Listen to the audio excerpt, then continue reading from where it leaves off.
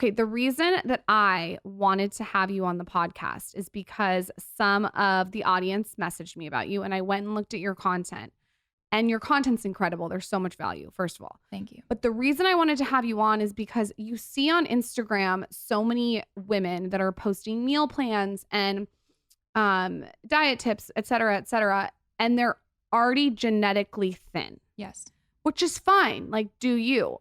But I think it resonates more when someone has a story of how they got their health under control. Yeah. And if you look at your page, you seem like someone who was not happy with where they were at. Mm-hmm. You were uncomfortable in your skin this is what I've read from your caption. Yeah. And now you've completely transformed your life. Mm-hmm.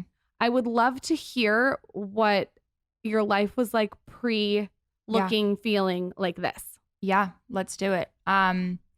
Firstly, I would say like beyond the physical transformation, it was so much about a mental change for me. I didn't like who I was as a person. So not only was I physically unhealthy and like not feeling good and eating the wrong things, I didn't like who I was. I wasn't goal driven. I did not have a work ethic. I don't think I treated people very well. I didn't treat myself well. I didn't really like try at anything. I feel like I was just kind of floating around. I was very insecure. You know, I've never really like dedicated myself to something. I didn't have a passion.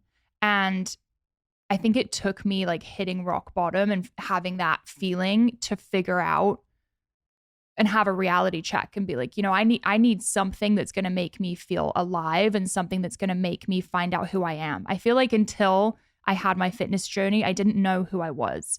I didn't know what my full potential was. And that's for a number of reasons. You know, I had like a little bit of a toxic childhood and a difficult time with mental health. So much of my journey was about mental health. And now that I'm here and I look back, I really was just like a shell of who I am now. And it took, you know, a lot of hard work to figure out what I'm capable of. What do you mean a toxic childhood?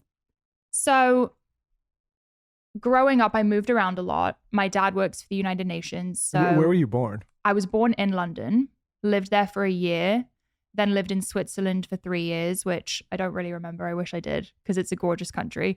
And then moved back to England and lived there until I was 10, but moving house all the time.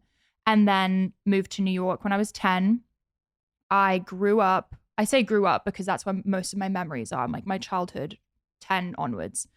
I lived in Scarsdale, New York, which is a predominantly Jewish town, super wealthy. I was not Jewish, not super wealthy. So I definitely stuck out. And I was with my mom, my sister, and my dad. And we were like this kind of tight unit. And like at least I had them in this environment. But it wasn't a very affectionate household. I had a really difficult relationship with my mom. I still do. And that really contributed to my mental health. Ultimately, I was diagnosed with borderline personality disorder. I know not a lot of people know what that is, but having a platform has really given me a space to speak about it more. Because personally, when I was diagnosed, I didn't know a single person with that diagnosis.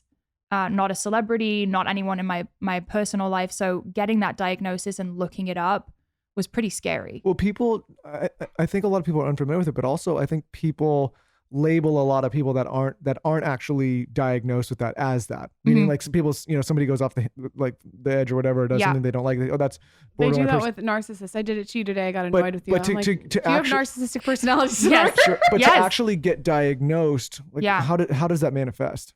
So I had years of instability. Like my mood was all over the place. I had a really hard time with personal relationships, like romantic relationships specifically. I just felt like everything kind of hit me harder. And I had all this pain all the time. Like it felt like an empty hole is the only way I could really describe it. And throughout college, I would numb that pain with drinking, partying. I constantly needed to be out. I couldn't bear to be alone.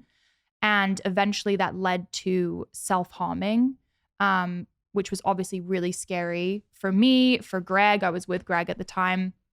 And ultimately I went to a psychiatrist got diagnosed with BPD, which did give me a sense of relief. I was like, oh, okay, that's why I'm constantly in pain and looking for something to make me feel better.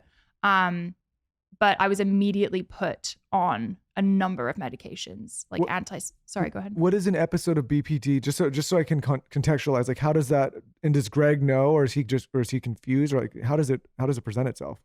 Currently or back in the day? Back in the day. Oh, I guess, and currently, because I think a lot of people just aren't familiar. Like, how would you even recognize? Yeah. So BPD is characterized by unstable moods, issues with interpersonal relationships, lack of identity. Self-harm is super common. It's just like a really painful disorder, and it comes from trauma. And that's like a new discovery. They used to think that you had to be genetically disposed to have BPD, but now they're saying that it's trauma related. And if you're not getting enough affirmation and love when you're younger, that can turn into a disorder like BPD. So an episode for me, I have a good example actually. I used to do group therapy when I was in school. And one of the stories I brought to class was I was at a party with Greg eating a slice of pizza. And I saw Greg like look over at me in a certain way. My brain interpreted that look as he doesn't approve of me eating this pizza right now. Like, I shouldn't be eating this. I'm disgusting. He thinks I'm fat. Like, you know, I turned that look into this crazy, I spiraled. And I went home and I ended up smashing a window, and I was like, you know, freaking out. And a lot of the time that would end up in self-harm or drinking too much. I really was consumed by this disorder. Like, I couldn't even go out in public and have an interaction without getting triggered. And that honestly is the main motivation for everything that I've done, because it was like a nightmare living in that. Do you think it was triggered by the relationship that you had with your mom? Yes. So you can 100% say that if you were to pinpoint it. Yeah. So what does that look like, knowing that it was triggered by your mom now? Like, what? How do you have a relationship with your mom knowing that? Does she acknowledge that? No, I don't think she has any idea. I've done a lot of therapy. I'm in therapy now. I do it twice a week, and it's been hugely helpful. Like, I've learned so much, and I've come so far from those days where I was smashing windows from eating pizza. Now I meditate and journal, and I have my own ways of dealing with it. My mom and I speak occasionally. We have a polite relationship. For a while, I had a lot of anger towards her, and I'm trying to move away from that and more into like having empathy, because I feel like everyone hurt people, and she must have gone through something, right? That's why she's treating me the way she's treating me. It's like kind of like radio silent from her. You know, I've worked super hard over the years to get away from this like dark place I was in. And I have these businesses, which I'm so proud of, and my weight loss story, and not a lot of it has really been acknowledged. And that was hard for me. But I think through that, I've learned how to self-acknowledge, if that makes sense. This may be a really stupid question. Is BPD something that you will live with for your entirety? Okay, it is. Yes. You will live with it for your whole life. So you have to learn to live with it and manage it. Mm-hmm, exactly. Okay. So that's kind of why my routine is so intense and my diet is so intense, because honestly, like my whole life is centered around managing BPD, but it's led me to this kind of like amazing space where I care about health so much. I have this routine that I love. And I feel great now, but it's definitely something that I still have to manage. Remember Naomi came on the podcast and she talked about how people who have been through really traumatic events, like she said something about how if they could take it back. Sure. Well, basically they were it was a whole different kind of a different subject line, but there was a study, and I'm gonna what did they call it, like secondhand tea or something like that? I don't remember the study. Yeah, I'm gonna botch it, but basically it was this study on people, and it says like, hey, with everything that you've been through in your life, any trauma, and this could be anyone in any kind of spectrum, any kind of different type of trauma. Knowing what you know now, would you take away that trauma or would you keep it because of the person you became? And they said most of the people said I would still keep the trauma because of where it's led me. I would keep it. 100%. It sounds like you would, because it's made you who you are. Yeah, it literally. I don't think I would be here right now. Because of what you went through with your mother, if you decide to become a mother, what will you do differently? Oh my gosh.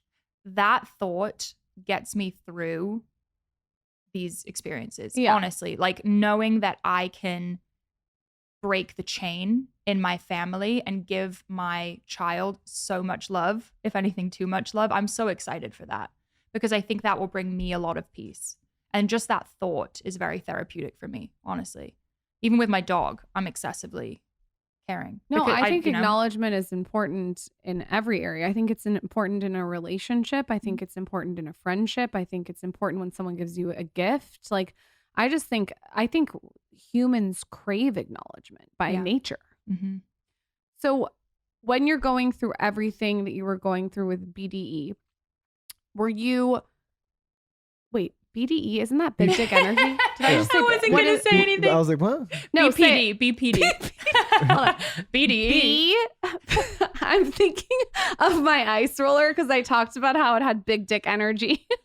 Oh my You're on a God. different That's train of such thought here. Such a I'm me not thing to diagnosed say. with BDE right now. Well, not you currently. you also have BDE. Thank you. Okay. So while you were going through borderline personality disorder, Yes. were you were also struggling with your weight at the same time, correct? So it was kind of like a gradual thing. So I was telling you guys during college, alcohol, partying, and I had no knowledge on nutrition at all. I mean, I was just talking about it with Greg. I ate like dirt. Like I was eating Subway sandwiches. It's a miracle that any of us lived back Oh then. my God. I'm like, how was I alive? Subway is so good. I can't even Yeah, go it near does it now. hit. I It can't does go hit near it now, sometimes. but it is good. Subway, like the halal truck. I Where mean, were you in school? Philly at Drexel. Okay. I was eating, God, I don't even want to know, honestly. It was so bad. I had no knowledge of what it was doing. And especially when you have a mood disorder, you need to be very careful with what you're eating. Why? Because if your energy's going up and down and you're like sugar crashing, that adds to the mood instability. So they say if you have a mood disorder, keto is actually a great diet to be on because it's a ton of healthy fats. It's good for your brain. You stay stable sense. throughout the day. I don't personally do keto anymore, but I did for a long time. Okay, so you were not eating the way that you should be eating. Is your partner who you're with today eating the way he should be eating? Like, were you guys in this relationship where he was super healthy, or what? Yes. Yes. Oh, so he was doing his bodybuilding very healthy. Yeah, he's been into bodybuilding since middle school. Like he is. So how did he support you when you were going through everything you were going through with health? So I lived with him when he was like going to the gym twice a day. I was like, this man is crazy because I truly didn't care about fitness at all. I was watching him make his little meal prep, bringing it to class. And I'm like, what? Like in college, none of us cared. I'm like microwaving hot dogs and eating that. So I was a little confused by him, truly, but he never pressured me into getting into fitness because I feel like once you are into fitness, you understand you're never going to convince someone to start their journey. You have to do it on your own, truly. I have people in my life who are like, help me get into it. They never do. You know, they ask me questions. They never do. You have to find it on your own. But when I was going through that rough period of time and I was having all this weight gain from the medication, from the food, from the alcohol, he taught me how to weightlift. Like he taught me the form. He taught me the basic movements. I mean, I was learning from a bodybuilder. So I started my fitness journey like truly being a bodybuilder. Like I was eating chicken and rice every day. I was eating too much, truly. Like I was trying to imitate his diet. So I would make 6 eggs and oatmeal and I would send him a picture because he was still at school and I had moved back home. I dropped out of school ultimately because everything was so bad. And I would send him a picture and he'd be like, oh, I mean, that's great. But, you know, I'm 250 pounds, right? And I'm like, I'm a huge man. I'm like, yeah, you're right. I'll tone it back. This is another reason that you just sparked my memory of why I wanted to interview you because I didn't start weightlifting until about a year ago. Yeah. And because in my brain, I thought it spiked my cortisol. But what I've realized is I was associating like a boot camp cardio hit with weightlifting, and they're very different. And we're going to get into how different they are. Totally. But people were sending me your page because they saw that I started talking about weightlifting and how it's changed my body. Yeah. Obviously not at this you still look exact amazing. moment, but I'm weightlifting through my pregnancy, and you did a post, and I'd love for you to talk about it, about how weightlifting is what kickstarted this and helped you lose so much weight. Yeah. That's true. going into my fitness journey, I will say I always emulated women with muscle. I thought that was amazing. And also, I was looking to change who I was on the inside. I wanted a work ethic. And I was like, what a great way of showing that you're a hard worker on the outside of your body by having muscle. I mean, gaining muscle as a woman is really difficult. Like, I think a lot of females are like, I'm scared I'm going to get bulky. It's super difficult to gain a lot of muscle as a female. Like, I wish that I could get bulky, you know? But yeah, that was kind of what sparked my interest. I think because I wanted to become a strong individual mentally, weightlifting appealed to me. And truly, I think it was the best thing I could have done. I was going from very little movement at all to lifting pretty heavy weights. And I was leaving the gym sweating. It was hard for me. Each workout was very challenging, and it still is. I've definitely changed my style a little bit over time, but I feel like weightlifting, you don't just lose weight, you change your whole body composition.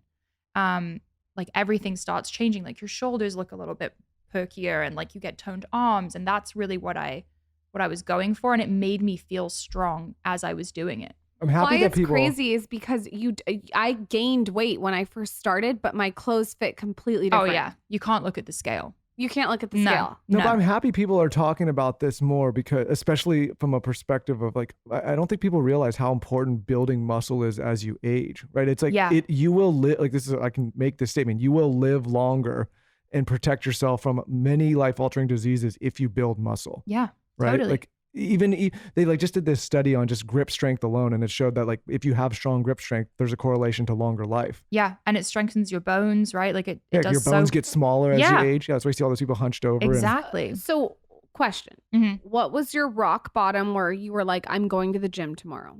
And then how many times a week did you implement right away? Was it 3 days a week right away? Was it every day right a week? Did you go head first? So when I dropped out of school, I got off of the medication I was on. I'm definitely not a doctor, so this is just my personal experience. But Oh, we have to say that every episode. Let's just do a disclaimer. We're not a doctor. Go check with your doctor. I am a doctor. No, on even on Instagram, when people ask me, go check with your doctor. Do your own research. Be your own guru. Everyone, I feel bad because everyone is like tiptoeing and has to say that. She's not a doctor. We don't have to make. I'm done making the disclaimer. I know. This is the disclaimer. This is the last time I'm making the disclaimer. No one's a doctor. thank you for I making might it be. for me. No, you're not a doctor. I've put in X amount of hours on the You podcast. are not a so doctor. I've talked to doctors, so maybe now I have like the Okay. equivalent. Your hand is so shaky. A lot of about it. medical experts out there in the Go ahead. interwebs Go now. ahead. Yeah, thank you. Thank you for that. Literally, I'm constantly tiptoeing everywhere I go. But I cut the medication cold turkey because I was like, I don't have a personality on this medication. Zero grip on reality. It ruined my life. So I cut all the medication. It was rough, but ultimately it let me look at my life and see what I had done. I was like, okay, I dropped out of school. I'm not graduating. I don't have a job. What can I take control of right now? And to me, it was my health, because I was inspired by Greg. I had been watching him for years take control of his, he had a super strict routine, and I was inspired by that. So I didn't start by going to the gym. That was very intimidating for me. And I'm sure a lot of women listening can relate. But if you don't feel good about yourself, going to the gym is so intimidating. There's so many fit, amazing people there. It's scary. So I started just by walking. I would take my dog Lulu on extra walks every day. We were doing like 30 minutes and then another 30 minutes at night. And then I would speed walk, and then I tried jogging. And then ultimately Greg took me to the gym and taught me a little bit. Still terrified of going by myself. But even if I just went on the treadmill, I would go, because at least I'm getting used to being in that space. So I think I went maybe like a couple times a week to begin with. And even if I wasn't weightlifting, I would just get in there. And then eventually I was doing like 5 days a week. I got addicted pretty quickly. And how did your body change? I mean, explain to the audience if they haven't seen a visual of you, like weight-wise, Yeah. composition-wise, clothes fit, what happened? So I'm 5'11". So the weight, Wow. yeah, I'm tall. I'm a tall gal. She's taller You than didn't you. decipher that? Is she taller than you? Yeah, by an inch. Oh I'm my sorry, Michael. That's okay. gosh. Listen, doesn't bother me. Okay. Are you sure that you're 5'10"? I'm 100% positive. What? You always How ask me tall that. are you, Lauren? I'm 5'7". That's what I thought. Yeah. I had a feeling. I'm 5'7". So So you're not short. I love how tall you are. That's amazing. Go Thank on. you. It's Nicole Kidman vibes. Yeah. Nicole Kidman vibes. We'll I'm embrace not that. tall, Lauren, but I'm not fucking Just keep Danny going. He's DeVito gonna- over here. So the weight was dispersed, like, I don't know how to put it, like kind of evenly. Like when you look at photos of me, you'd be like surprised. I was 250 pounds, but I didn't really look like it. Like it was kind of dispersed all over the place. But what was the original question? It was about how did you change physically Okay. for So someone that hasn't seen a picture of you? I definitely was using the scale, but I was too nervous to actually look at it myself because I didn't want to see that number. So Greg would weigh me each weekend. He would come home from Philly. I would get on the scale and he'd be like, wow, you lost 2 pounds this week. You lost 5 pounds this week. I just wanted to know the increments of weight that I was losing because I didn't actually want to look at the scale. Sometimes he would lie to me. I found that out later in life. Greg because sounds like a good guy. yeah, I mean, he's amazing. He's crazy, but he's amazing. So he would lie to me if I hadn't lost weight because he wanted me to feel encouraged. So he'd be like 2 pounds down, even if I wasn't. So That's cute. yeah. But did he, I mean, I'm assuming he explained this to you and you obviously know this now, but I think a lot of women and men get scared of weightlifting because they start lifting weights, they put on muscle and the scale goes up. Right. And then they're like, oh my God, I'm gaining weight. This isn't good for me. And then they quit because they think it's bad. But it's but just because muscle weighs is more dense, right? Exactly. The scale probably will go up or it may not move, but your body looks so different. Like as you said, clothes were fitting me so differently.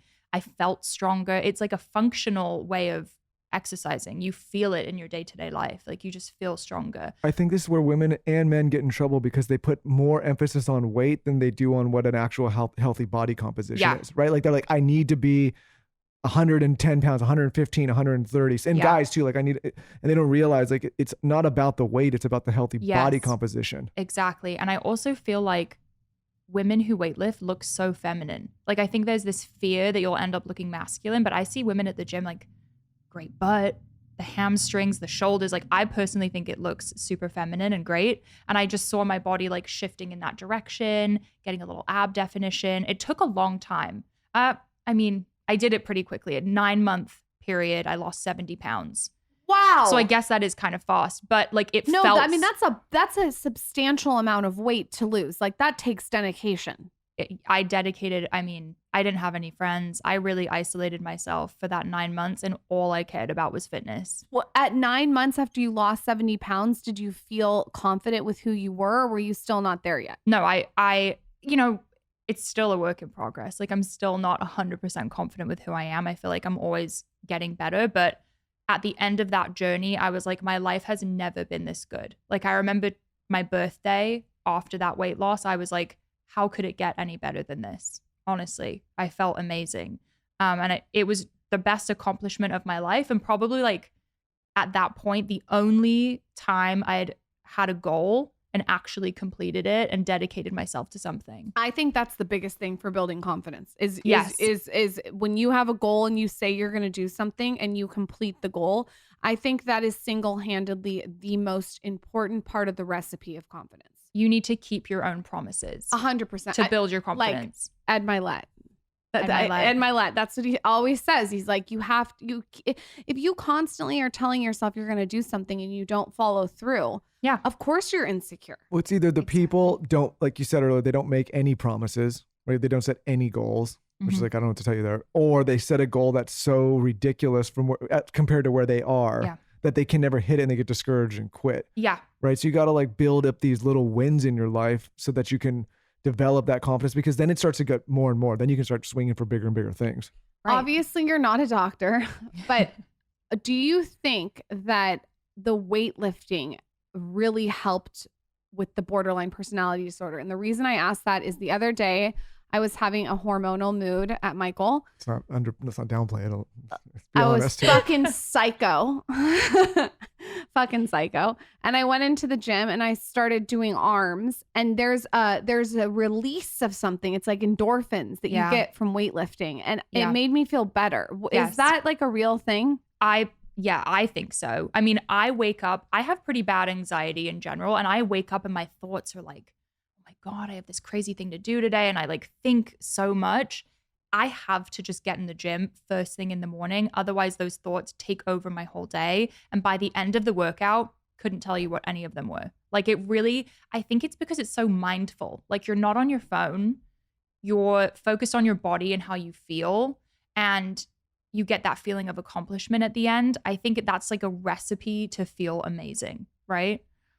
I So think with, go ahead. no, I was like, I think with, you're right about being mindful. Like it's like, if, and not to take anything away from runners, but you run and you kind of go on autopilot, right? Yeah. It's like you're running and you're just going, and it's, that's a whole different thing. But when you're lifting heavy weights, you have to pay attention, because if you don't and you fuck up, like you're hurt, you're injured, right? And there's nothing you can do but focus on the task, and it takes you out of your worry and out of your stress. Exactly. It's just enough focus where you're focused just on yourself and your body and how everything's feeling. I agree.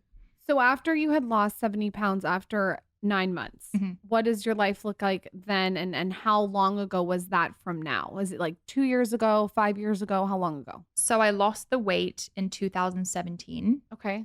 And in November of 2017, I posted my first transformation photo. I was not an active social media user during my journey. I think I was just like, I had tunnel vision during that time, and I didn't want anyone's input. And I also didn't care. It was really just for me. So at the end of the 9 months, I had this transformation photo that I thought was cool. And I showed Greg, and he was like, oh, you should for sure post that. Like, everyone will freak out. No one even knows that you lost this weight. And I was super nervous. I was like, my 900 followers, like, what are they going to think? Oh my gosh. And I ended up putting it up, and it blew up. Like, I'd never had anything like this happen to me. I was getting DMs. It was getting reposted on bigger pages. I was getting all these comments, people asking me for my workout plan, my meal plan. And I think that's when something went off, mostly in Greg's head. He's super entrepreneurial and business minded. And he was like, oh, okay. And I was like, I felt this rush of purpose, because I had all these women in a similar situation to me saying, how did you do it? And I felt like I had this hack of like happiness, because I was in such a bad place, and fitness changed my life and changed who I was. And I felt like I had this like secret I wanted to share with all of them. And I think in that moment, I was like, that's why I went through all of this, to help this community. And that's really where everything started. So from 2017 to now, how has your life changed and evolved business-wise, physically? Like, did you all of a sudden realize that maybe something you were doing in the gym was giving you bad results, so you pulled back from that and now you're doing more of this? I would love to just know like an overall view. Yeah. So business-wise, career-wise, I was working at Orange Theory Fitness at the time, making minimum wage. I didn't make any commission because I was super bad at the job. Like, couldn't sell the workout plan, didn't want to do the workouts. No offense, Orange Theory. I'm sure you're great, but I was just on my own journey. And then after this rush of interest, we ended up creating a workout PDF, just me and Greg, put together all the exercises I was doing on my journey, sold it for $5. We were manually emailing it to people. So in my DMs, I'd be like, do you want to check out my workout plan? They would PayPal me $5 and I would email them the PDF. And we would do this all day on our phones, just all day. And we saved all that money and put that into resistance bands. That was my first ever physical product, Mari Fitness resistance bands. We still have them. Now they're called something else, but and then sold a bunch of resistance bands. We hand packed and shipped them out of my dad's house. He was about to kill me. The house was full of boxes, but I was like, trust me, this is going somewhere. Kept selling the bands. We knew we wanted to do something bigger than that. And during my fitness journey, I felt like I couldn't find supplements that were appealing to a female beginner to fitness. I would walk into a GNC and it was very intimidating, like black, red, super masculine. Super masculine. And like full of caffeine. And I was and like, especially in 2017. Oh my gosh, the peak era of like crazy males, C4, like, you know, I don't need to name Explode. names. Oh, is that one of the names? That's what he used to take. No Explode. I'm a little older than you, but there was I don't want to age myself too much, but the elders out there, they know what I'm talking about. Yeah. So like I was intimidated and I would come home with all these supplements and Greg was like, you got to take that back. You're not taking that. And I was like, why? Full of crap. I mean, so many of them are full of crap. So I felt like there was this hole in the market for a supplement that was amazing for women, not intimidating, friendly, tasted good.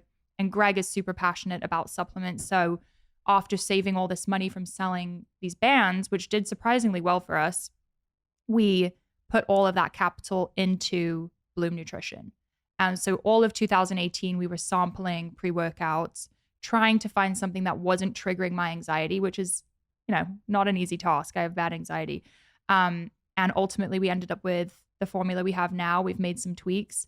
We launched January 2019 with 3 pre-workout flavors.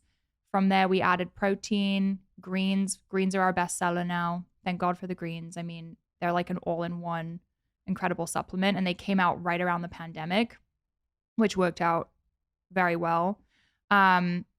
Mari Fitness has now become the Slay app. So we took our PDF guides and turned it into an app, which is obviously much more user-friendly.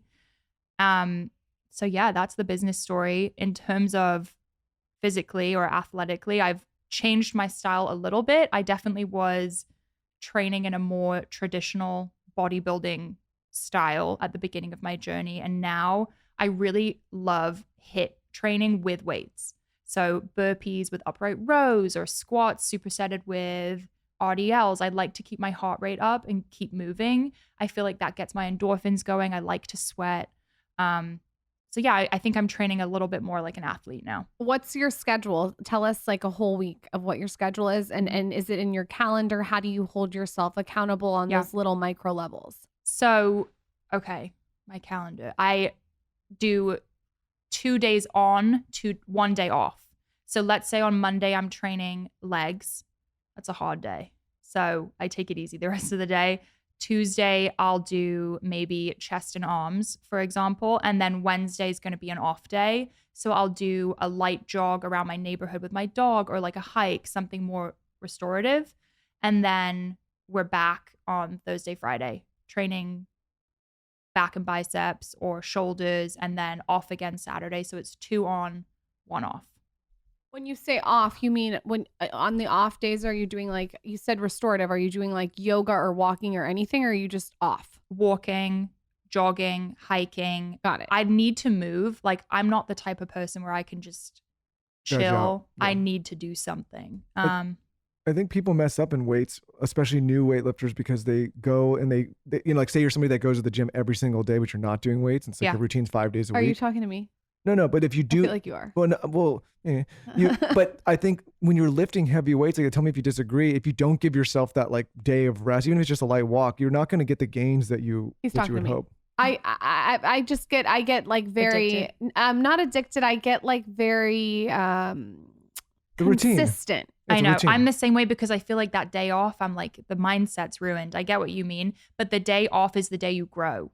Today's my day off, and I was going to go walk on the treadmill, which I always say wrong. How do you say it again? Well, that's okay. I mean, treadmill. BD, treadmill, I'm going to go walk on the treadmill. Yeah, I think that's great. Okay. All right. I think that's great. I mean, I'm not Fitness approved. Yeah. Okay. I'm not a pro. This is just what I like doing. You are a pro though, because you're a practitioner. That's why I think you're so interesting. Thank you. I think someone that has gone to school and like studied fitness, or they're genetically thin, doesn't have the same story to me, because you've actually been through the struggle to get here. And not that I'm taking anything away from someone who's genetically thin, but you have really gone through all different facets. That's the thing. And I feel the same way with business. I think a lot of people feel like you need some kind of certification or a degree to do business. You just need to do it, and you just need to experience it.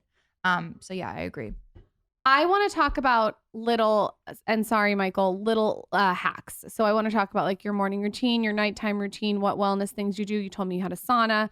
Maybe start. Oh, sorry, I want to hear that. Oh, okay. I know. I just, it's like beauty parts, like, like beauty. Yeah, like the beauty, wellness, health. Okay. First up, what is the number one thing besides fitness that you do for your wellness? Meditating. Oh, meditating. Start the manipulation. 100%. I agree. Has changed my life. Truly. Okay, so how Greg did you? refuses to meditate as well. And I'm sure Greg, do you need meditation? Does Greg need meditation? More than me. Okay, more than me. Let's do a little manipulation for Michael and Greg, and turn it down. up if you're with your significant But Lauren other. is too involved. She's like, I do it now for like 40 minutes, He an hour. says I'm like, self-righteous in my meditation. Yeah, you want to do a couples therapy? I want to learn. It'd be like this. It'd be like me bringing you to the gym the first time to lift weights, or Greg doing it to you and being like, okay, I need you to start deadlifting, squatting, like the first day. I told him to start meditating and do what I do and do 35 minutes in the morning, and he looked at me like I was a side. I was Okay. like, I need to get to 10. I Okay. cannot do 35 minutes. I There's can no give way. you a couple of tips, but I don't want to sound self-righteous. So you okay, go with how you started and what your meditation practice has evolved into. I Fucking feel Dalai like- Lama Everts over here. I feel like I'm still at the beginning of my meditation journey. I'm by no means am I like great at meditating, but it has changed my life within, I think I've been doing it now for 3 months and it's changed everything. I do it with journaling and I think it's the meditation, but together, I mean, game over. And I do it wherever I go. Like I travel and I do it. I need to do it. Is it the first thing you do when you wake up? No. Let me ask you this, because you just started 3 months ago. Yeah. It's great.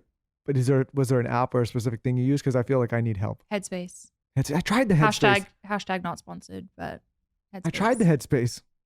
You I don't- tried it? I did it for a while. But I like the British man. I feel like we can connect. Yeah. On a different level. His voice is like, it's like a porn star. What's his name? I don't know, Nigel. I don't know his name. Nigel. I don't know his name. It might be Nigel, but he really brings me Nigel? Lord, I don't know Nigel his- Thornberry. I like Nigel? Harry Potter. every fucking It's Harry. every fucking British person out there's like, what the fuck is it? You just Everyone Ron listening. Weasley. fuck. No. I wish. I Wait, wish. so how do you incorporate meditation and like how do you habit stack it into your day? Because it Okay. does have to be habit stacked, I feel like. My morning routine is very exact. I can give you the full breakdown. You came to the right place. I know you love a morning routine. I love a morning routine. So I wake up 5:30 every single morning. Wow. Turn off my sound machine. I have to sleep to rain. It has to be rain, nothing else. A little thunder is fine. Turn off the sound machine. I basically roll into gym clothes. Like I put my clothes out the night before because there's no way I'm like trying on different. No, it's laid out. I roll into the clothes, brush my teeth, kind of put it in a ponytail, and then I go to Gold's Gym Venice, which is down the street from us. It's an iconic gym. Iconic. Yeah. I feel lucky to work out there every day. I mean, I started in a Planet Fitness in the middle of like White Plains, New York, and now I'm at Gold's Venice. I love that. A lot of pressure to perform in Golds I in know. Venice. But you know what? The guys there, everyone's super intimidated by the big guys. The bigger they are, the nicer they are. I swear. They're such softies. They'll like cheer me on. They're the best. They're the best. So I'm there by 6, train until 7. I'm home by 7:15. Feed my dog, feed myself. What do you feed yourself? Gluten-free toast, 2 eggs with spinach, usually hummus or avocado on the toast, and some berries. What's your favorite brand of gluten-free toast? I knew you were going to ask course. me, and it's from the farmer's market. You're going to kill me. I That's don't okay. know. That's okay. Brentwood Farmer's Market. You have to take a picture and post it on your Instagram. I will. stories. I will. I go every week. She knows who I am. Just grab my loaf. I go through 1 loaf every week. Will you look at bread seriously? I'm going to put it in the show notes and tell me if you like it because it's my favorite gluten-free sourdough. What's it called? Bread seriously. It's home baked. Bread. Seriously. Okay. I need to check it out. Okay, so you do your breakfast and then what? Okay. Green tea always. I'm not a coffee gal. Again, with the anxiety, it's not for me. Yeah. Take my greens every single morning. Crucial for consistency. Then I go upstairs. I put myself in my closet with the door shut and I meditate for 7 minutes. Do you do the meditation after the workouts? Yeah. See, Lauren, maybe that's what I gotta do. Maybe you gotta get the Yeah. energy out first. I'm For weird, though. For you need to do Listen, what I'm I not- told you I'm in the not car. normal myself. No. just do what I said to do. Okay? You need to wake up and go meditate.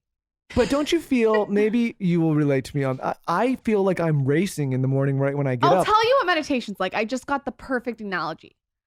Meditation is like when you're so clogged up in your penis.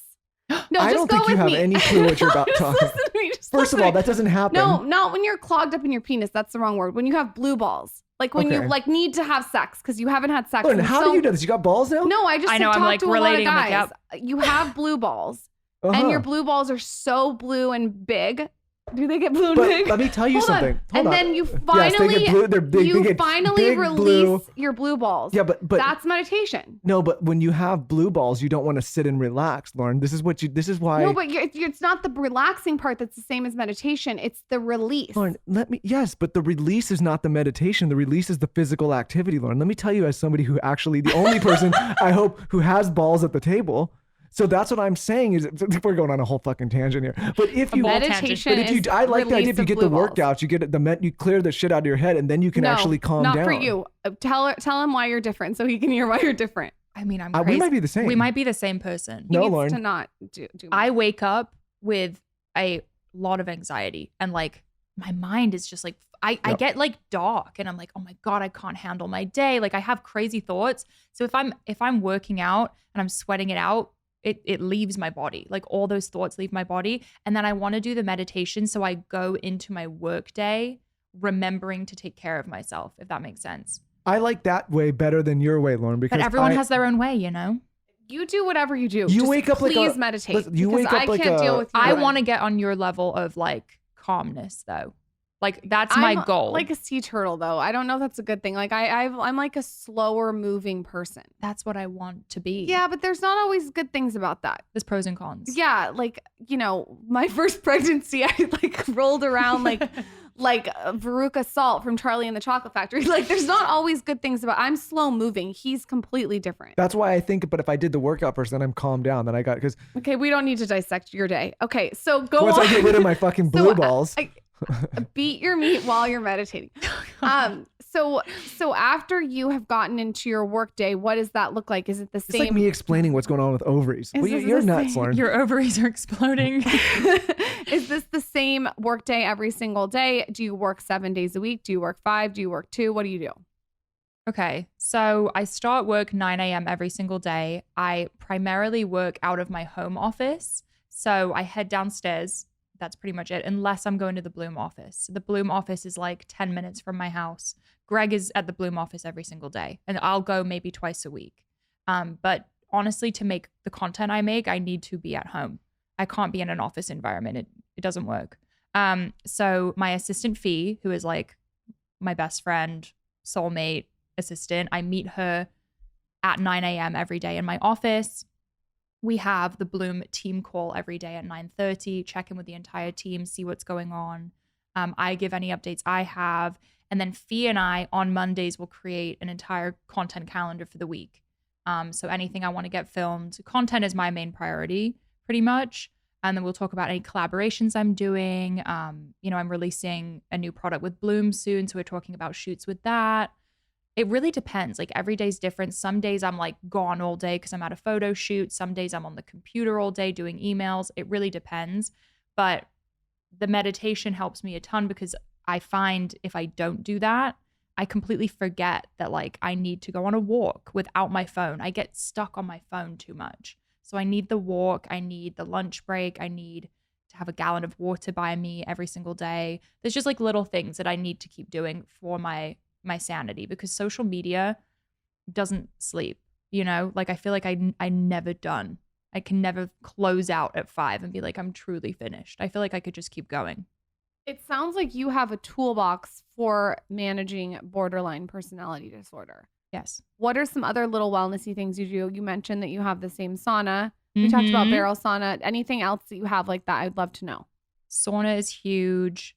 The water is huge. A lot of healthy fats. I'm huge on healthy fats. What's your favorites? Avocado, olive oil, sesame oil is great. I realized that recently. I take fish oil. I take 6 fish oil pills a day. So I know that's a lot, but it's great for inflammation, but it's also great if you have a mood disorder. So I've seen a lot of benefits from fish oil. I am going to shout fish oil out. You have a product that's fish oil for brain, heart, and mood. Yes. And I recently got my blood tested by Dr. Daryl Yep. of Get Off My Acids. And he could not believe how low I was in omega. And I get inflamed. As we know, I have a whole product line on getting inflamed and depuffing. And he said that is one of the things that's really contributing, like you just said, to my inflammation. Yeah. So I have upped my fish oil too this whole pregnancy, and I feel so much less inflamed. So I can confirm as a human guinea pig what you just said about fish oil. I think it's insane. Most people are low on it. Yes. The majority of people, high majority. Exactly. And especially if you have depression or anxiety, you need to be taking fish oil. To me, it's like a medication. I take 3 in the morning, 3 at night. I can tell if I don't take it. Can you take it on an empty stomach or do you have to I eat it with food? I think you can. Okay. Because it's like a fatty substance, right? I think you can The only personally. thing that's gross if you do that is like if you get the fish burps. Oh, people talk about that. I've never had that. It can happen if you don't, like if you eat with it, then it just mitigates it a bit. If you start burping fish, I mean, we got bigger problems. Yeah. I can't do that when I'm pregnant. If you're gonna burp fish, you gotta go down to the hotel. That's not gonna work for me. I won't, I promise. Okay, it's already. But what I'm saying is maybe you don't do it to me. No, by it doesn't eating. matter what I do. When I'm pregnant, I can do whatever I want. Oh, this great. is true. A little tangent. Okay, so what about nighttime routine? What time do you wind down? How do you get off social media? Yeah. Tell us all the tips. So me and Greg are like full-blown grandparents. We're 27 years old and we go to bed at 9 p.m. every night. I mean, it's such a flex. It's the biggest flex. No, but we are pretty intense with our night routine. So I finish work around 5:30 or 6, and I'm pretty strict about that because when we were growing our businesses, we used to just work into the night. Like we were never not working, and now I'm pretty strict with the cutoff. Greg, he could work. I mean, he's constantly working. He's always on the phone. But I do request that we do no phone during dinner. So once I stop work, I take my makeup off, change into comfy clothes, and then we make dinner together. I've gotten really into cooking recently. It's like such a mindful activity. I went gluten-free and dairy-free recently, and I was trying to find like new fun recipes I could make. And that's really sparked my cooking interest. I was never into it before. Greg is a great cook. So I've kind of like taken over lately, but we always just sit together, cook, catch up, talk about our day. And then we have dinner together almost every single night. We sit at the table, have a Zevia. I'm obsessed with Zevias. I'm like addicted to them. Do you know what those are? The sodas? Or like yeah, the 0-calorie sodas. Love those. We will watch a little bit of TV, just a little, like 20 to 30 minutes or so. And then I go up and do my skincare routine, which takes me longer than I expect all the time. I have that, what is it called? Like that LED face mask by Dr. Dennis Grossman. I'm obsessed with that thing. I will use that and kind of clean up a little bit, like do something mindful. I have to do something to not be on my phone, to be honest. Like I have to give myself a task or like an activity, because otherwise I'll find myself like drifting back to Instagram, and I'm really trying to work on that. But I think it's smart what you said about how when you first start out and you're running a business and you're an entrepreneur, you have to go head first in my opinion. You have to eat, live, breathe, sleep it. But then it gets to a point where that stops serving you, and you have to be able to pivot and evolve with the way the business has evolved. Yeah. Because you're just going to run yourself into the ground if you keep going that way. More people should talk about that though, because I think the danger is that,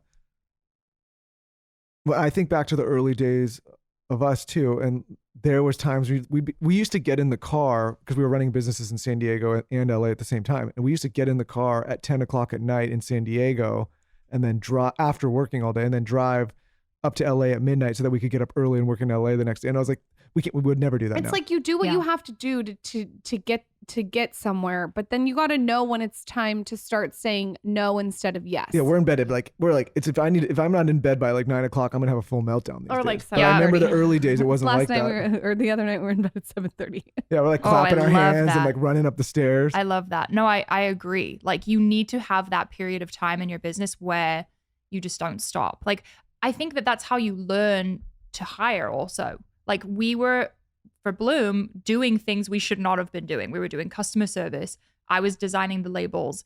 I was doing all the product photography. We built our website ourselves. And then you hit a point where you're like, wait, we're not really the best at doing customer service for your own business is brutal. Like people are sending me mean emails. I'm getting personally offended. Like, well, that was kind of rude. Like, we had to find people who were better than us at what we were trying to do. And now we have a super talented team of people who keep Bloom going, and Greg and I can just focus on what we're good at. But I feel like we're still on the journey of trying to let go. Like it's definitely difficult to watch your business being handled by other people. Like it's a challenge, but we have such amazing team members. But also in my own work, when it comes to content and social media, I've kind of applied the same work ethic that we used on Bloom to my content. And I can find myself like, overdoing it. And that's why I have to implement such a strict nighttime routine and morning routine. It sounds like you guys working together is also, I mean, there's a lot of great things about working up with your significant other, but there's lots of challenges. How do you guys make that work? Yeah, it's hard. And Greg is a character. Like, he is a crazy Italian man. He's impulsive. He's willing to spend it all. And I'm a little bit more nervous. Like, I'm an anxious gal, and I watch him make crazy decisions, and I have to sit there and kind of like hold myself back on the team call. And then afterwards I'm like, what did you mean by that? Like, what was that decision fueled by? You know, we're just very different people, so it can be challenging.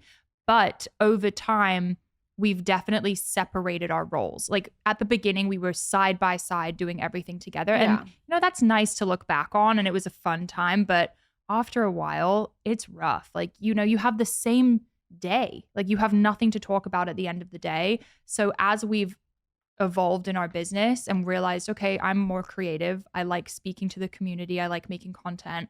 Greg is a business guy. He likes the numbers. He likes growing. He likes inventory. So that is his focus. I focus on creative. And now we're so separate in our business that we can come together and share things that happened in the day, and it's not like too much overlap. What's your cocktail of choice if you have one? How did I know you were going to ask me that? I can't figure out if you drink and you just drink healthy or if you don't drink. I'm not a huge drinker. I knew you were going to say that. I'm not a huge drinker. I used to be. If you have a gun to your head, what are you drinking? No, I like drinks. Like, Okay. don't get me wrong. I love drinks. I'm going to get drinks tonight, 100%. Okay. But I would say either a glass of Prosecco. I love Prosecco. Okay. Red wine, or a spicy skinny margarita. No agave, no sweetener at all. Okay. I like that. I like Salt those on the tips. rim.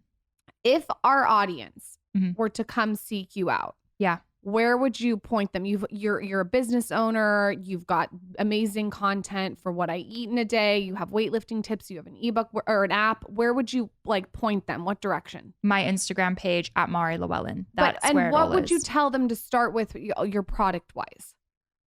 Okay, I guess if they're at the beginning of their journey, I would say the app. Okay. The Slay app is really simple and easy to use for a beginner. We have levels for all abilities. There's healthy recipes in there, vegan, low carb. Can we give some away? Yeah, we can totally give some away. Okay, you tell me the amount and I'll tell We can them. give away a year membership. That's so nice. Let's a do year it. membership to the Slay app. All you have to do is follow Mari at Mari Llewellyn. and let us know your favorite parts of this podcast on my latest Instagram. And then where can everyone find your products, pimp yourself out, your app, everything? So the products are Bloom Nutrition, bloomnu.com. The Slay app is just the Slay app by Mari on the App Store. And you can find my Instagram at Mari Llewellyn, MariLlewellyn. It's a long one. You are very inspiring. Thank you. Next time you come back on, you can bring Greg on so we can get... Yeah, I got to talk to this character. I think you need to talk to Greg. Yeah, I think that it's interesting how you guys have built your business and structured it. I think it's really cool. Thank you. Thank you so much for having me. Thank you for course. coming on.